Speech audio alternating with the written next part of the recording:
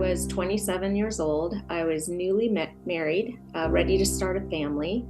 And I started to feel some physical symptoms like being bloated. It started to hurt to pee. It just felt like pressure down there.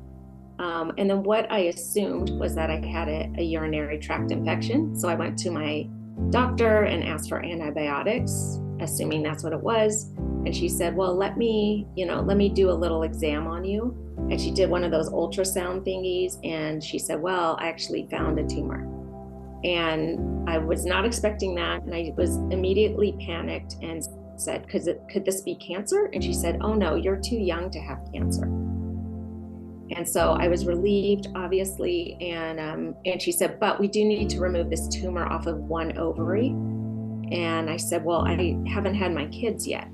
And will I be able to have kids? And she said, yes, the worst that will happen is that we'll just remove one ovary if we need to, and you can still have kids with the other ovary.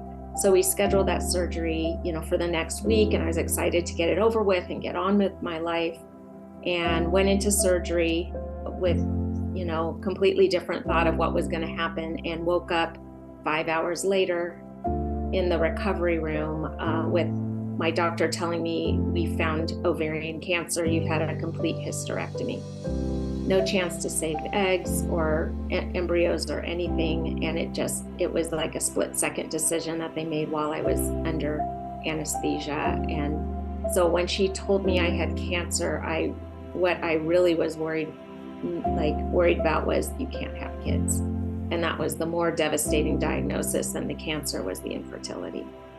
The most important thing I did for that healing process was be connected to an oncology social worker in the hospital. And she took me through, therapeutically, how to grieve for this life I thought I would have. I think that's so important to anyone who goes through loss or grief. I founded a nonprofit organization in the cancer space called My Lifeline Cancer Foundation in 2007.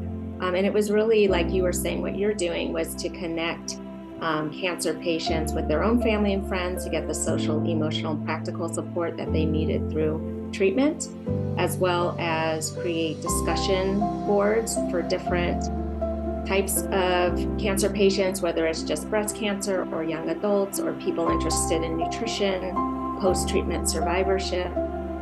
And so, we created community and connection for people after a cancer diagnosis, any type of cancer.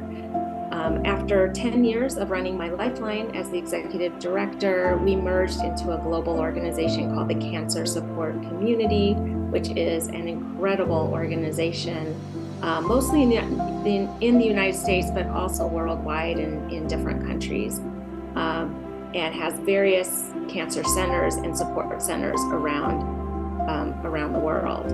It's always worth reminding people that they don't have to go through this alone.